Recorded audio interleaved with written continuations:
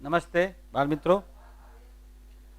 આજે આપણે સામાજિક વિજ્ઞાનની અંદર મધ્યયુગીન સમયની શાસન વ્યવસ્થા વિશે વાત કરવાના છીએ.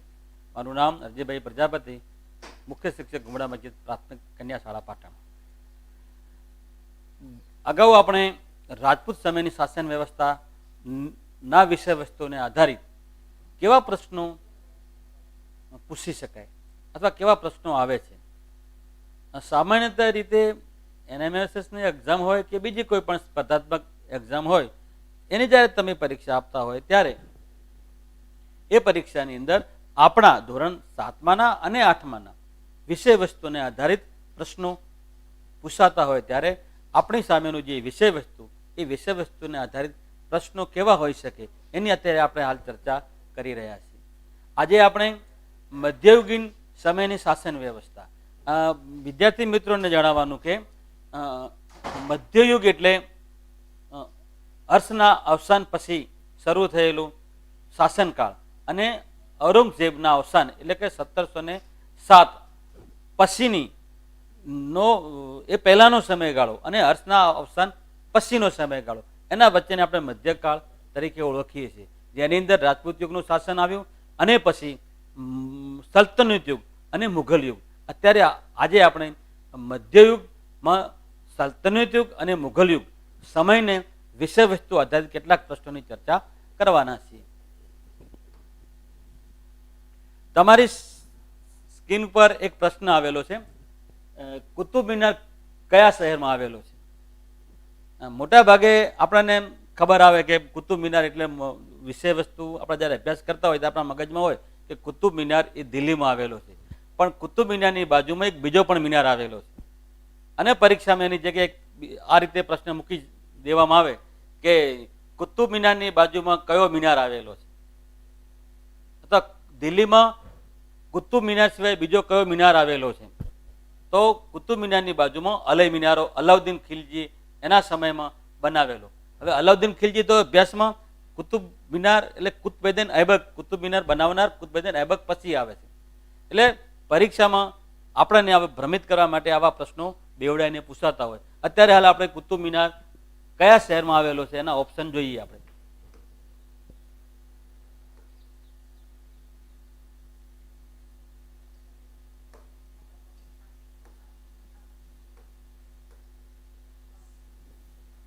સ્ક્રીન ઉપર તમે જોયું લખનઉ, કનૌજ, દિલ્હી અને જયપુર. લગભગ ભળતા નામ હોય. કેમ ભળતા હોય? કે એ સમયે આ શહેરો અસ્તિત્વમાં હતા. એટલે તમે એનો જવાબ આપી શકતા હો. તમે જ્યારે વિષય વસ્તુના અધ્યયનમાં જ્યારે ચર્ચા કરતો હો ત્યારે એના ચર્ચા દરમિયાન જે કંઈ પ્રશ્ન હવે પછી પૂછવાનો છું એ પ્રશ્નનો જવાબ અંદર આવી જતો હશે અને પછી પ્રશ્ન સ્ક્રીન પર આવશે, એટલે આપ જોઈ લેશો. એટલે કોઈ મિત્રો જો અહીં જવાબ આપતા હશે તો હું અહીં આગળ જોઈ લઈશ. તો અહીંયા આગળ જવાબ આવે છે લખનઉ, દિલ્હી. હવે બીજો સવાલ આવે છે, દિલ્હી સલ્તનતમાં પ્રથમ શાસન કરનાર કયો વંશ હતો? અહીં આગળ મારે તમારી સામે ચર્ચા કરવી છે. ચર્ચા એ પ્રકારની છે કે 1192માં તરાઈના મેદાનમાં એક યુદ્ધ થયું અને યુદ્ધની અંદર દિલ્હીનો શાસક એ સમયે પૃથ્વીરાજ ચૌહાણ હતા, જેને રાયપિથોરા કહેવામાં આવે. આ બધા શબ્દો હું એટલા માટે બોલું છું કે કોઈકની કોઈક જગ્યાએ શબ્દો પરીક્ષામાં કોઈકના કોઈક રૂપે આવતા હોય કે પૃથ્વીરાજ ચૌહાણ, એક ચૌહાણ વંશમાં 3 શાસકો થયા. એમાં પૃથ્વીરાજ ચૌહાણ તો જેને ઇતિહાસમાં રાયપિથોરા કહેવામાં આવે છે, જેનું ઇતિહાસમાં વિશિષ્ટ સ્થાન છે. તો એ ધ્યાનમાં રાખીને પ્રશ્નને લગતા બનવા જોગ છે, પૂછી લે. તો પૃથ્વીરાજ ચૌહાણ ના યુદ્ધમાં તરાઈના મેદાનમાં જ્યારે એનું હાર થઈ તો એના પછી ઐબક વંશ એટલે શાહબુદ્દીન ગોરી એના પોતાના ગુલામ કુતબેદીન ઐબકને ગાદીમાં છે બેઠાડ્યો અને એ કુતબેદીન ઐબકે જે શાસન કર્યું એને ગુલામ વંશ કહેવામાં આવે. ગુલામ વંશની અંદર કેટલાક શાસકો થયા એની હું ચર્ચા કરીશ. ગુલામ વંશ, એના પછી ખલજી વંશ આવે, એના પછી તુગલક વંશ આવે, તુગલક વંશ પછી સૈયદ વંશ આવે છે અને સૈયદ વંશ પછી લોધી વંશ આવે. આ 5 વંશના શાસકોએ 1204 થી શાસન શરૂ કર્યું અને 1526 એટલે 320 વર્ષનો સમયગાળો ત્યાં ચાલે છે. એ ગાળા દરમિયાન દિલ્હી ગાદી ઉપર દિલ્હી સલ્તનતનું શાસન રહ્યું. પરીક્ષામાં એને લગતા જ્યારે પ્રશ્ન પૂછવામાં આવે ત્યારે તમને ભ્રમિત કરવા માટે એ 5 વંશ આડાવડા કરી મૂકવામાં આવે તો એનો જવાબ કઈ રીતે આપવો તો આપણે જોઈએ.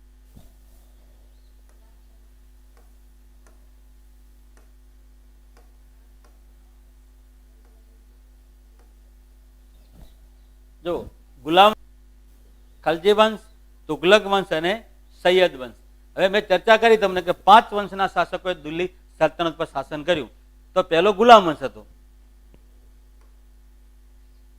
દિલ્હી સલ્તનત ઉપર શાસન કરનાર શાસકોનો સાચો ક્રમ કયો છે જે મેં તમને ચર્ચા કરી. ફરીથી એ ચર્ચા કરી લઉં કે ગુલામ વંશ હતો તો ગુલામ વંશના જે શાસકોએ શાસન કર્યું એની અંદર સૌ પ્રથમ કુતબુદ્દીન એબક હતો. એના પછી એનો જમાઈ ઇલ્તુમિશ ગાદી પર આવે છે, એ પણ એબક. એના પછી એની દીકરી ગાદી પર આવે છે રઝિયા બેગમ. દિલ્હીની ગાદી પર મોટાભાગની પરીક્ષાઓમાં રઝિયા બેગમને લગતા પ્રશ્ન તો આવે જ છે. કઈ પહેલી સુલતાના હતી કે જેને દિલ્હી પર શાસન કર્યું. ઇલ્તુમિશ પોતાનું આ પછી શાસન કોને આપ્યું તો પણ રઝિયા બેગમ આવે. દિલ્હીની ગાદીમાંથી સૌ પ્રથમ બેસનાર સ્ત્રી કોણ હતી તો પણ રઝિયા બેગમ આવે. તો એ લગતા પ્રશ્નો એને હોય છે. એક પ્રશ્ન એવો પણ પૂછાય કે રઝિયા બેગમ પછી ગાદીમાંથી કોણ આવ્યું તો નાસિરુદ્દીન એનો ભાઈ આવે છે. તો આ બધા પ્રશ્નો લગતા આવતા હોય પણ ટૂંકમાં આપણને વંશાવલીની કેટલીક નામો આપણને યાદ હોવા જરૂરી છે.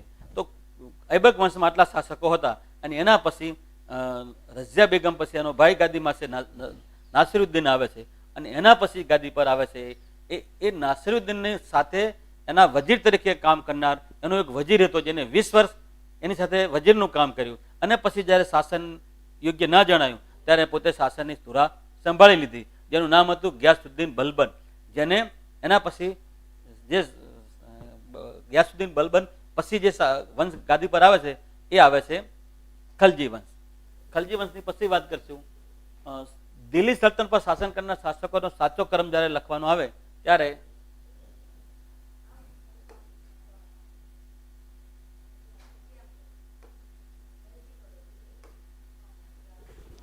જો સ્ક્રીન પર આપણે જોઈ શકશો ગુલામ વંશ, ખલજી વંશ, તુગલક વંશ, સૈયદ વંશ અને લોધી વંશ. આ એ ઓપ્શન. બે ઓપ્શનમાં તમને શું જોઈએ?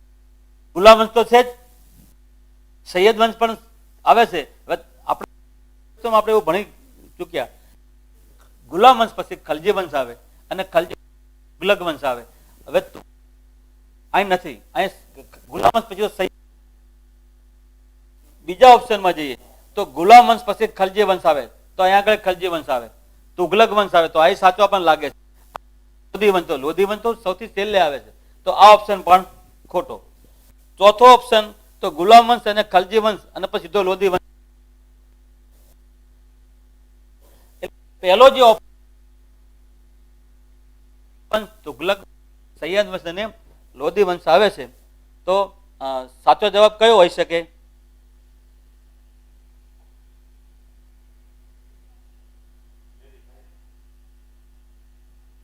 જોઈએ કેટલાક. હા આ વિજય બોલ્યા નિધિ જવાબ આપે છે. મોટા ભાગના છોકરા જવાબ આપી રહ્યા છે. સરસ સરસ, થેન્ક યુ. મોટા ભાગના આપી રહ્યા છે. નેક્સ્ટ હું હવે નો પ્રશ્ન હવે એવો છે, મેં અગાઉ વિષય વસ્તુની ચર્ચા કરતો ત્યારે વાત કરી લીધી હતી કે ગિયાસુદ્દીન બલબનના અવસાન પછી દિલ્હીની ગાદી પર કયા વંશનું શાસન આવ્યું? જે નસરુદ્દીન હતો રઝિયા બેગમનો ભાઈ અને ઇલ્તુમિશનો દીકરો, એના વખતે વજીરનું કામ જે કામ કરતા હતા ગિયાસુદ્દીન બલબન, એને 40 વર્ષના શાસન, 20 વર્ષનું એનું વજીરપણાનું અને પછી સુલતાન તરીકેના 20 વર્ષ, એ 40 વર્ષના અનુભવ પછી દિલ્હીની ગાદી ઉપર જલાલુદ્દીન ખલજી, કોઈ જગ્યાએ ખિલજી લખાય છે એટલે કદાચ પરીક્ષામાં ખિલજી લખાય કે ખલજી લખાય. મૂળ તો તુર્કિસ્તાનમાં ખલ્જ નામનો એક પ્રાંત હતો અને એ પ્રાંતમાંથી આ સરદારો આવેલા એટલે એમને એમની પોતાની અટક ખલજી કે ખિલજી અલગ અલગ જગ્યાએ લખાય છે. પણ એ જલાઉદ્દીન ખિલજી ગાદી પર આવ્યો અને એના પછી એના જમાઈ અને એનો ભત્રીજો બંને પણ એ અલાઉદ્દીન ખિલજી ગાદી પર આવે છે. અલાઉદ્દીન ખિલજી વિશે એવું કહેવાય કે એને વહીવટી જે સુધારાઓ કર્યા હતા એ સુધારાઓ આજે ઇતિહાસમાં બહુ મહત્વના ગણવામાં આવે છે. એની કર ઉઘરાવાથી માંડી અને એના ન્યાય બાબતની જે કંઈ બાબતો હતી એમાં એક કડક શાસક તરીકે ઉભરી આવ્યો હતો અને એને એવું મનમાં થયું કે જો આ કુતુબુદ્દીન ઐબકે આવો મિનારો બનાવ્યો છે તો હું પણ આવો એક મિનારો બનાવું. એ મિનારો બનાવવાનું શરૂ કર્યું. એકાદ માળ બન્યો અને પછી એનું અવસાન થઈ ગયું. આજે દિલ્હીની અંદર કુતુબ મિનારની બાજુમાં અલય મિનારો એક માળ બનાવેલો અધૂરું કામકાજ વાળો એવો મિનારો છે. આજે એને અલય મિનારો કહેવામાં આવે છે. તો અહીંયા આગળ તમારી સ્ક્રીન પર પ્રશ્ન છે કે ગિયાસુદ્દીન બલબનના અવસાન પછી દિલ્હીની ગાદી પર કયા વંશનું શાસન આવ્યું છે? તો મિત્રોને વિદ્યાર્થી મિત્રોને મારી વિનંતી કે આપ કોઈ પણ જવાબ આપી શકતા હો તો આપો, તો હું પછી હું ઓપ્શન આપું.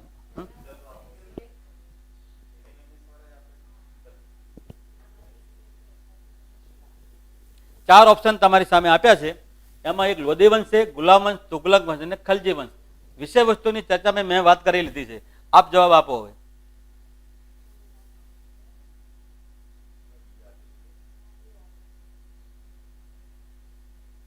હા, એ આવે છે, બી આપે છે,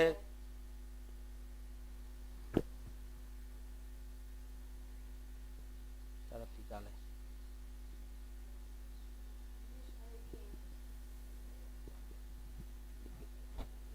હા, કેતલ છે, શું નામ છે? મોટા ભાગના ડીન બીન એ લખે છે પણ એક મિત્રએ ડી લખ્યો છે. હા, ડી આવે છે, રિઝવાના કે કંઈક નામ છે. સરસ. તો ખલજી વંશ આવે. ગિયાસુદ્દીન બલ્બ પછી કોણ આવે? ખલજી વંશ આવે.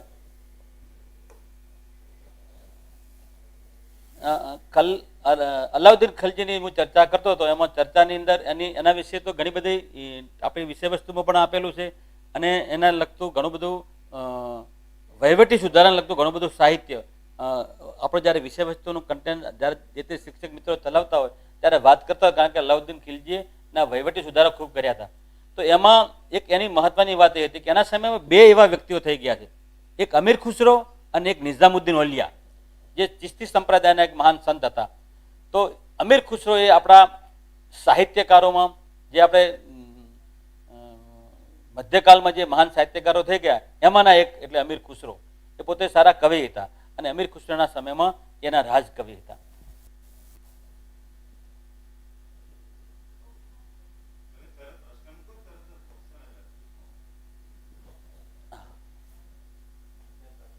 તમારી સામે મેં ચાર શાસકો મૂક્યા છે: મોહમ્મદ તુગલક, અલાઉદ્દીન ખલજી, બલબલ અને કુતુબુદ્દીન ઐબક. તો કુતુબુદ્દીન ઐબક, બલબન એટલે બલબનનું ટૂંકું નામ આપ્યું છે, ગિયાસુદ્દીન બલબન, અલાઉદ્દીન ખિલજી એટલે ખલજી અને મોહમ્મદ તુગલક. આ ચાર શાસકો, આ ત્રણ શાસકોના નામ હું તમારી સામે બોલી ગયો છું: અલાઉદ્દીન ખલજી, બલબન, કુતુબુદ્દીન ઐબક. હજુ મોહમ્મદ તુગલકની આપણે કોઈ ચર્ચા કરી નથી. તો આ ચાર ઓપ્શનમાંથી કોઈ જવાબ આપવાનો થાય તો આપ મિત્રો મને કોઈ જણાવી શકશે કે અમીર ખુસરો કોના દરબારમાં રાજકવિ હતા? સી લખે છે કમલેશ. હા, સુનિલ ડી લખે છે, મોહિત બી લખે છે, બી લખે છે. બી લખે જે મિત્રો બી લખી રહ્યા છે એ ઓપ્શન સાચો છે.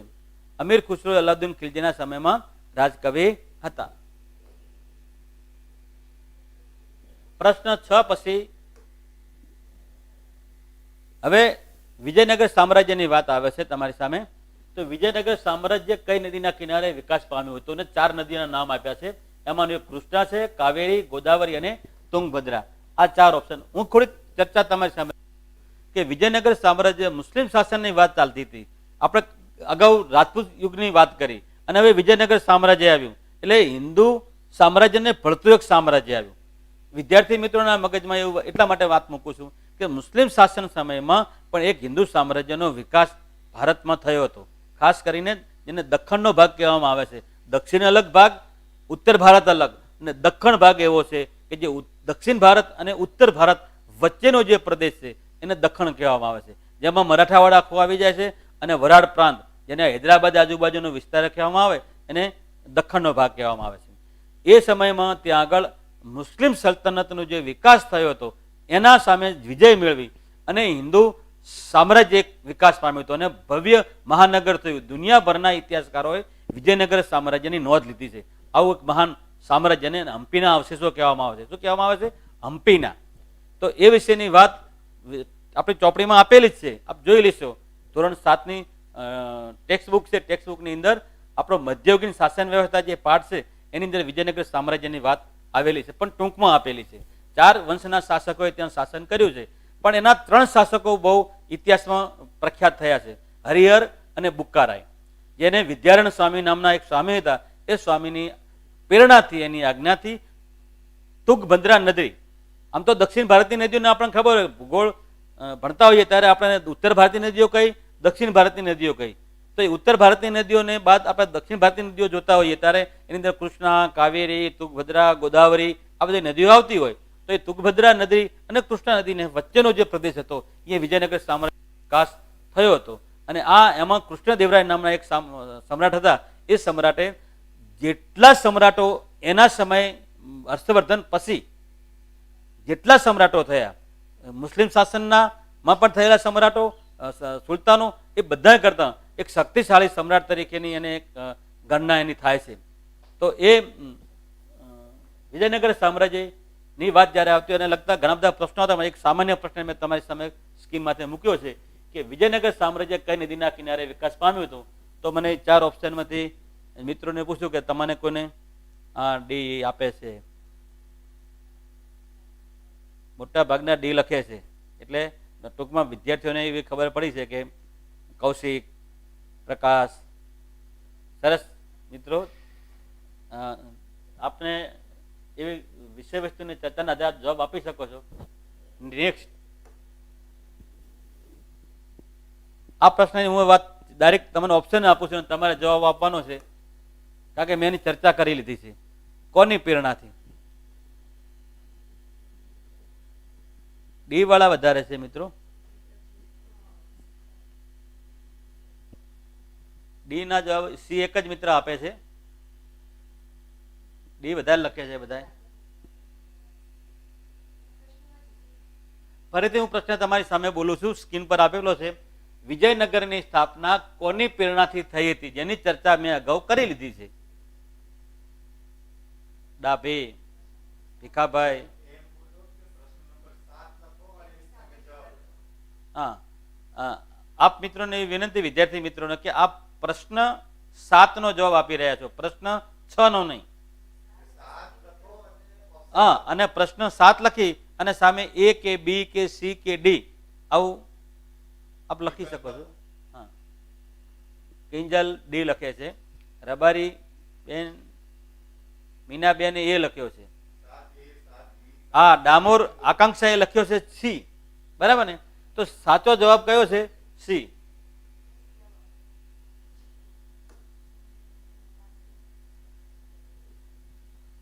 વિદ્યાર્થી મિત્રો, તમારી સ્ક્રીનમાંથી એક પ્રશ્ન છે, ઓપ્શન હું પછી આપું છું.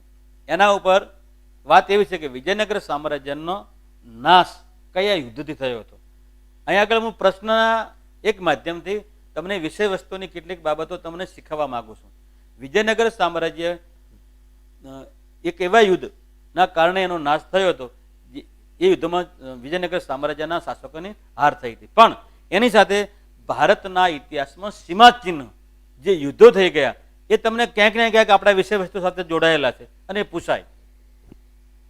તમારા મધ્યયુગીન શાસનમાં સૌ પ્રથમ એવું યુદ્ધ કે જેનાથી ભારતના ઇતિહાસની કરવટ બદલતી હોય, તો એવું પહેલું યુદ્ધ તરાઈનું યુદ્ધ આવે છે. આમ તો લગલગાટ 1191 પણ યુદ્ધ થયું અને 1192 પણ યુદ્ધ થયું. 91 ની અંદર સાબુદ્દીન ઘોરીની હાર થાય છે, પણ 92 ની અંદર એટલી ડબલ તાકાતથી એ 1 વર્ષમાં તૈયાર થઈને આવે છે. અને આપણા શાસક પૃથ્વીરાજ ચૌહાણ 1 વર્ષમાં એને કોઈ સુધારો ના કર્યો, જેના કારણે એનું યુદ્ધ થયું. એના કારણે ભારતમાં મુસ્લિમ શાસનની શરૂઆત થઈ. એના પછીનું બીજું યુદ્ધ આવે છે કે જ્યારે મુસ્લિમ શાસન અહીં ભારતમાં ચાલતું હતું, એ ગાળા દરમિયાન એક યુદ્ધ થાય છે અને એ યુદ્ધ છે તાલીકોટનું, કે જેની અંદર મુસ્લિમ શાસકો બહમની, એવું બહમની કહેવામાં આવે, અને બહમનીના સામ્રાજ્યના 5 શાસકો હતા. બહમન શાસક હતો અને એને પોતાના નામ પરથી એ વિસ્તારનું નામ બહમની શાસન રાખ્યું હતું. અને એને પછી એના 5 ભાગ પડ્યા અને 5 ભાગના અલગ અલગ સુલતાનો એક સાથે રહીને બીડર, વરાડ, ગોલકોંડા, આ બધા જ 5 શાસકો સાથે રહી અને તાલીકોટના યુદ્ધની અંદર વિજયનગર સામ્રાજ્યના શાસકને હરાવ્યો અને એમાં વિજયનગર સામ્રાજ્યનો નાશ થયો.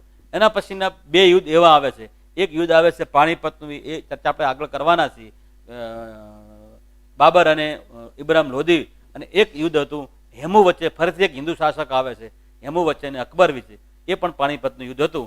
એક યુદ્ધ કાનવાનું યુદ્ધ આવે છે. એ કાનવાના યુદ્ધની અંદર બાબરે હિન્દુ સમ્રાટ રાણા સાંગા, જે ઉદયપુર એટલે કે ચિત્રકૂટમાં શાસન કરતા હતા, અને એ શાસકને એને હરાવ્યા હતા. તો આવા સીમાચિહ્ન યુદ્ધો છે. કાનવાનું યુદ્ધ, તરાઈનું યુદ્ધ, તાલીકોટનું યુદ્ધ, પાણીપતનું યુદ્ધ. કયા યુદ્ધને લેવું એ તમારે નક્કી કરવાનું છે. તો આમાં 4 ઓપ્શન આપ્યા છે. હવે આટલી ચર્ચા કર્યા પછી મિત્રો જવાબ આપશે કયો ઓપ્શન આવે. કોઈ કે તાલીકોટ લખ્યું છે? હા, તાલીકોટ લખ્યું. આભાર આભાર મિત્રો, સરસ જવાબ આપી રહ્યા છો બધા.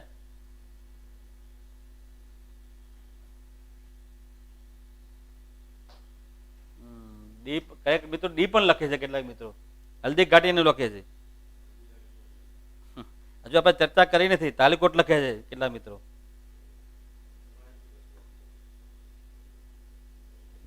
પ્રશ્ન 9 છે, કાનવાના મેદાનમાં કોની કોની વચ્ચે યુદ્ધ થયું હતું? હવે હું મધ્યયુગીન શાસનની અંદર પછીના શાસકોની વાત કરું છું.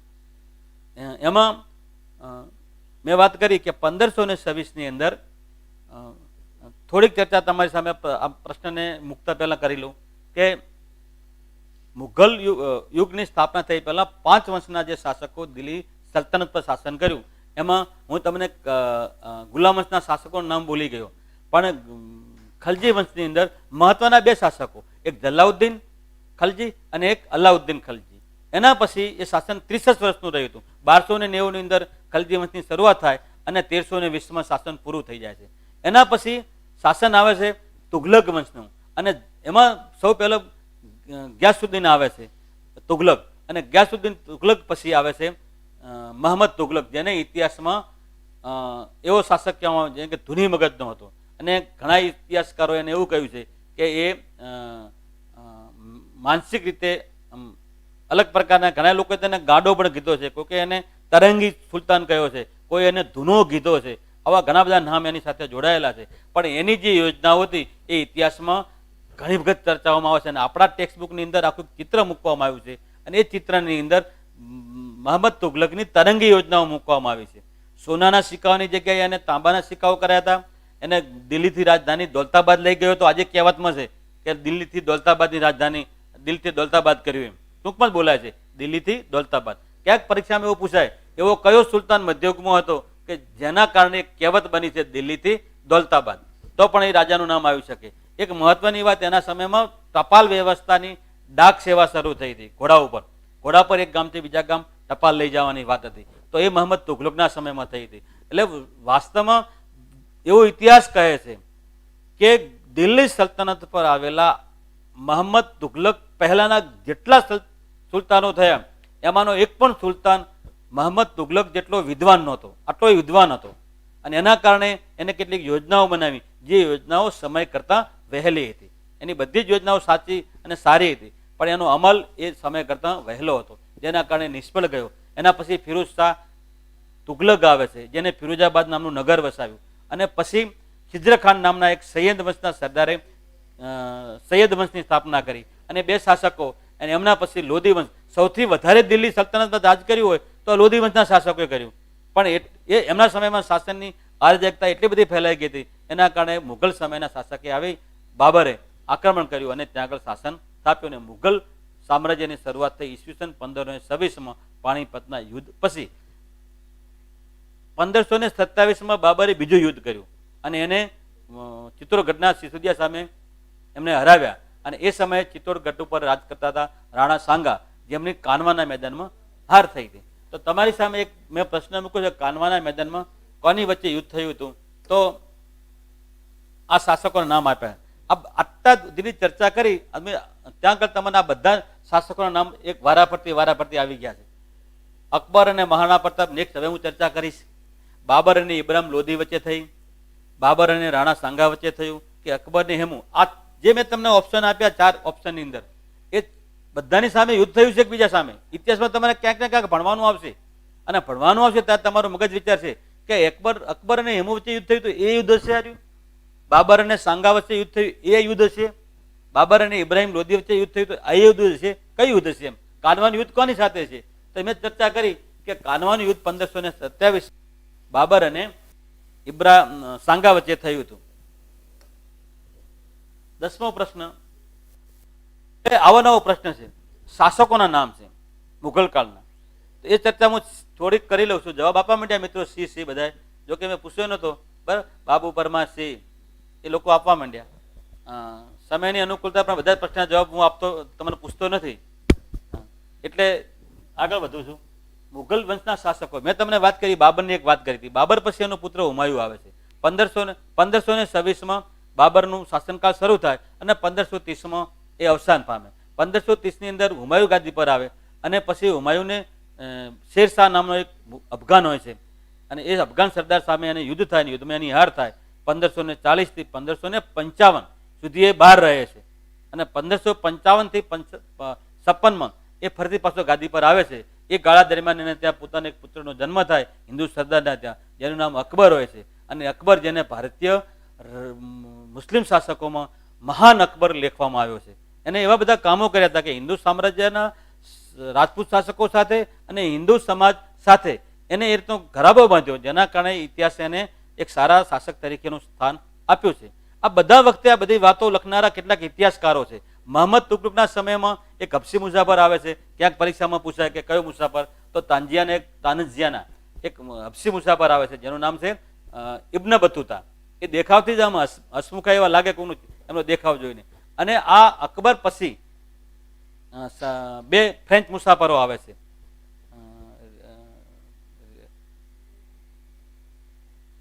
એક રેન્ડિયર અને એક એ 4 હોકન્સ પણ આવે છે જહાંગીરના સમયમાં, અને એક મુસાફર આવે છે ઇલ્તુમિશના સમયમાં મિનહાજ. એને પણ રઝિયા બેગમ વિશેની વાત લખી. આ બધા મુસાફરો છે. પહેલા મુસાફરોની અગાઉ મેં ચર્ચા કરી હતી, તો એ ચીની મુસાફરો આવતા હતા, ફાઈયાન, યુએન સંગ, ઇત્સેઇંગ.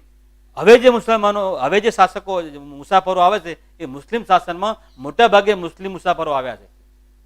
અલાઉદ્દીન ખિલજીના સમયમાં જે મુસાફર આવ્યા હતા એ ઇબ્ન બતુતા પણ એ સમય પણ હતા. એને અલાઉદ્દીન ખિલજીના સમયની પણ વાત કરી છે અને મહંમદ તુગલકના સમયની પણ વાત કરી છે. એના પહેલા રાજપૂત યુગની અંદર એક વાવાટ જોડાની જેમ મહંમદ ગઝની દેશ પર આક્રમણ કરીને આવ્યો હતો. એની અગાઉ ચર્ચા મેં થોડીક કદાચ કરી હતી. તો એના વખતે એક મુસાફર હતો જેનું નામ હતું અલ-બરીન, જેને તહકીકે હિન્દ નામનો એક હિન્દી ગ્રંથ લખ્યો હતો. એની ચર્ચા પણ ક્યાંક આ બધા મુસાફરોની વાત નીકળશે ને એટલે એવા લખતા ભળતા મુસાફરોનું નામ પૂછી લે. તો મુઘલ વંશના શાસકો એની ચર્ચા કરતા કરતા મેં મુસાફરોની ચર્ચા કરી લીધી. પણ બાબર પછી હુમાયુ પછી અકબર, ને અકબર પછી એનો પુત્ર હતો સલીમ, જેને જહાંગીર એટલે દુનિયા જીતનાર કૌંસમાં લખેલું ચોપડી તમે જોઈ લેશો તો ત્યાં લખ્યું છે કે જહાંગીરનો અર્થ શું થાય, તો દુનિયા જીતનાર. તો એવું પણ ક્યાંક પૂછી શકાય. જહાંગીર પછી શાહજહાં, અને શાહજહાં પછી એનો પુત્ર હોય છે ઔરંગઝેબ. આ શાસકો મુઘલ શાસનના મહાન શાસકો હતા. શાસકો એના પછી ઘણા બધા છે. 1857 પણ હતા બહાદુર શાહ ઝફર, પણ એ આપણે નેક્સ્ટ પછી ચર્ચા કરીશું. તો આ શાસકોની વાત આપણે અત્યારે હાલ કરીએ છીએ. તો એ શાસકો એ ક્રમ છે બાબર, હુમાયુ, અકબર, જહાંગીર, શાહજહાં અને ઔરંગઝેબ. હવે તમારી સ્ક્રીન પર મેં મૂક્યા છે ઓપ્શન, બરાબર. હવે તમારા મગજમાં એ વાત આવે, પ્રશ્ન હાલ હું કોઈને પૂછતો નથી, પણ તમે આગળ ઉપર ચર્ચા કરો કે બાબર પછી કોણ આવે. તો બધામાં બાબર તો છે જ, એટલે બધા ઓપ્શનમાં બાબર દેખાય છે. હવે એમાં હુમાયુ છે, તો આપણા મગજમાં આવે કે બાબર પછી કોણ હતું, તો કે હુમાયુ હતા. તો આપણે હુમાયુ પછી કોણ હતો, અકબર. તો અકબર, હા, હુમાયુનો પુત્ર અકબર છે, તો આ ઓપ્શન પણ હવે એક નવું નામ આવે શેરશાહ, જે આપણી ચર્ચામાં નથી. અને અમે વંશાવલી જોઈએ તો વંશાવલીમાં પણ શેરશાહ આવતો નથી. આ ખોટો પાડીએ છીએ. કરું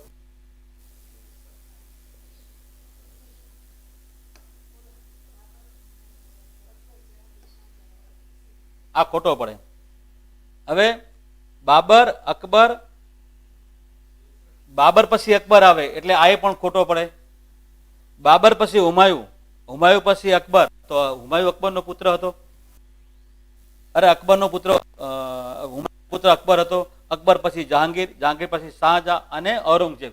તો આ આપણી જે વંશાવલી આવે છે તો આ સાચો. હવે આ ઓપ્શન જોવાનો આવતો નથી, ડી આપોઆપ, કારણ કે આપણો સાચો આન્સર મળી જાય છે.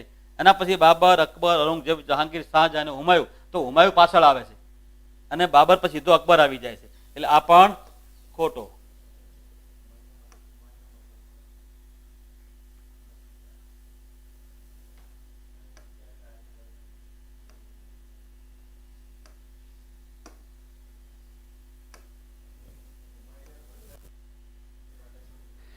એક ચર્ચા તમારી સમક્ષ આવી બાળ મિત્રો, મધ્યયુગીન સમયની શાસન વ્યવસ્થાની જ્યારે હું ચર્ચા કરતો હોય ત્યારે કેટલીક વાતો ત્યાં હોદ્દાઓની પણ આવે છે. મુઘલ કાળમાં, સલ્તનત કાળમાં અગાઉ મેં ચર્ચા કરી હતી કે મુસલમાન સમયમાં પણ આવા શાસકો હતા.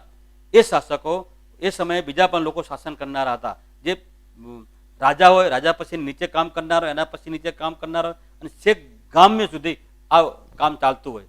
તો રાજા પછી એ સમયે પ્રધાનમાં કોણ હતું? તો સલ્તનત કાળમાં વજીર હતા. પણ અહીં આગળ અકબરના સમયમાં અલગ અલગ પ્રાંતો પાડે, આ 15 પ્રાંતો હતા. અને પ્રાંતનું જે કામ કરનાર હોય, આપણે અત્યારે હાલે પણ મામલતદાર પછી મામલતદારની ઉપર અને કલેક્ટરની નીચે દરેક જિલ્લાની અંદર એક પ્રાંત ઓફિસર હોય છે. આ પ્રાંત શબ્દ છે ને એ સલ્તનત કાળ વખતમાં લીધેલો શબ્દ છે. અને એવો જ એક શબ્દ મૌર્ય યુગનો હતો, સમાહર્તા. જ્યાં આગળથી મહેસૂલ એકત્ર કરવાનું હોય એને મૌર્ય યુગમાં સમાહર્તા કહેવામાં આવતો. આજે આપણે કલેક્ટરશ્રીને સમાહર્તા કહીએ છીએ. તો મુઘલ સમયમાં મહેસૂલ ઉઘરાવનાર જે માણસ કામ કરતો એને આમિલ કહેવામાં આવતો હતો. અને આખી મહેસૂલ એકત્ર કરવું, લોકોના ન્યાય કાયદાનું સંરક્ષણ કરવું, આ કામ જે અત્યારે પોલીસને કરી રહી હતી, એક સમયે એને કોટવાળ કહેવામાં આવે. આજે શબ્દ કોટવાળ શબ્દ આપણે બોલીએ છીએ તો એને કોટવાળ કહેવામાં આવતો હતો. તો આવા બધા મીરે બહાર હતો. તો એ મીરે બહાર હતો એ ન્યાય નાણાં કલેક્શન કર્યા પછી એને કઈ રીતે વિસ્તરણ કરવું એની વાત એ કરતા હતા. તો આ બધા હોદ્દાઓ અલગ અલગ હતા. પણ અહીં આગળ જે મારે ચર્ચા કરવાની છે એ ગામડાની અંદર હોદ્દાઓ, ગામનો વહીવટ કરનાર કોણ હતા? તો એ સમયમાં ત્યાં સુધી સરપંચ હતો. તો એ સમયે શું હતા? પટેલ હતા, ચૌધરી હતા અને મુકાદમ. આ 3 હોદ્દાઓ હતા સલ્તનત કાળમાં અને મુઘલ કાળમાં. પછી એક શબ્દ આવવાનો છે અંગ્રેજ સમયમાં, મુખી. એ મુખી શબ્દ અંગ્રેજ કાળમાં આવે છે. તો અત્યારે હાલ ઘણાની સરનેમ પટેલ છે, ઘણાની સરનેમ ચૌધરી છે, ઘણાની સરનેમ પટેલ ભાઈ મુકાદમ હશે. તો આ બધી સરનેમ છે ને કોઈ જાતિ નથી, પણ આ મળેલા હોદ્દાઓ છે. પટેલ, મુખી, મુકાદમ અને કાજી. આ 4 વાત આપેલી છે. હું જવાબ નહીં પૂછું, ડાયરેક્ટ આગળ વધું છું. તો અહીં આગળ મેં આપણે આગળ ચર્ચા કરી કે આ 3 હોદ્દાઓમાં કયો હોદ્દો ન હતો એમ. આ હોદ્દો પટેલ પણ હતો, મુખી પણ હતો અને મુકાદમ હતો, પણ કાજી હોદ્દો નતો. તો જવાબ ડી આવે. તો આવી ચર્ચા એ મધ્યકાલીન સમયની શાસન વ્યવસ્થાને લગતા બીજા ઘણી બધી બાબતો છે કે આપ જ્યારે મેં તમને સામાન્ય એક પરિચય આપ્યો કે કઈ વિષય વસ્તુના આધારે કેવા પ્રશ્નો પૂછી શકાય, અને જ્યારે આપણે જાણતા હોઈએ છતાં જવાબ ના આપી શકીએ તો એ સમયે દરેક વિષય વસ્તુને શાંતિથી વિચારવાનું, વિચાર્યા પછી એની આજુબાજુના ઓપ્શન જોઈ લેવાના અને પછી સાચો જવાબ આપવાનો. એ રીતે આપ પ્રયત્ન કરશો તો ચોક્કસ આપ આપણો સ્કોર વધારી શકશો. આપ સર્વ મિત્રોને આભાર.